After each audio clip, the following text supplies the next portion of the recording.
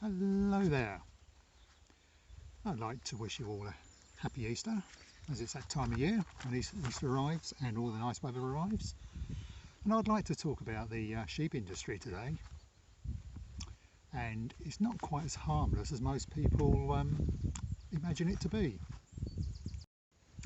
Anyway, here are a few facts about the sheep industry. The natural lifespan of sheep is between 10 and 15 years. That's a natural lifespan, but in the sheep industry they're usually slaughtered by the age of 6, and that, or when their wool production declines. Everyone loves to eat a leg of lamb at Easter for some unknown reason. I can't figure out why, but lambs are baby sheep that are slaughtered from the age of 10 weeks up to a year. They're just babies. Mutton are sheep that are usually over a year old, when they're not as tender, I suppose, as those babies are. I wouldn't know because I don't eat them. 1 million sheep die each year through exposure. Cold, hunger, illness and injury. Sheep naturally breed once a year and have 1 or 2 lambs each time. But farmers, because they want to profit by the Easter market, they artificially inseminate the sheep, so they're born sort of in the winter, at the end of winter, so they're old enough by the spring and Easter for the market. But because they're born in the winter, they're exposed to all the bad weather, and well, a lot of them die through exposure. In fact, up to 4 million lambs die through exposure in the UK every year.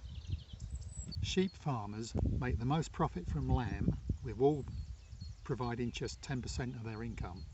So wool is just a byproduct of the lamb industry, really. Sheep have been selectively bred to provide more wool than they should. Because of this, they need to be shorn before the weather gets too hot. But 20% of wool comes from slaughtered lambs in the UK. Wild sheep would get rid of their wool naturally by rubbing against objects, which farmed sheep can't, because they've been selectively bred to produce far more than they should. Male lambs are castrated without any pain relief. Most UK lambs have their tails docked without pain relief to help prevent fly strike, which is where flies lay their eggs in the soiled wool in their nether regions, and obviously the eggs hatch into maggots and they eat into the lamb's skin. Another way to prevent fly strike is something called museling. There's a very cruel practice of cutting the skin away from the hindquarters of lambs without any pain relief whatsoever, so that when it heals it forms a scar tissue which the maggots can't eat into, or not meant to anyway. Thankfully, this cruel and barbaric practice is banned now in most countries, apart from Australia, which still carries on with it. But Australia is the biggest exporter of lamb for the market in the world, and exports are here as well, so we are actually paying for this cruel practice, even though we don't perform it in this country. While we're on the subject of exporting sheep, we used to do that, and as far as I know it's been banned now, live exports from the UK, but I know Australia, as I've mentioned, still do live exports, and the journeys are horrendous. They can spend weeks jam-packed in a ship, and I think thousands die, well, hundreds. I'm not sure of the exact figures, but I know loads die on the journey, and they either get just tossed overboard or just left to rot, because the journeys can take weeks and weeks, and more often than not they end up in countries where they don't practice so-called humane slaughter. Well, they just slit their throats there and then. So yeah, the sheep industry is not as innocent as everyone thinks, as I said before. So anyway, I have a question. Now you know all this, how do you feel about tucking into that leg of lamb this Easter? Do you still feel the same about it? I know I certainly don't. Or even buying a woolly jumper, because it is all part and parcel of the lamb industry, as you now know. Well, as the title of this video is time for shearing, I think we better get on with it. Let's go.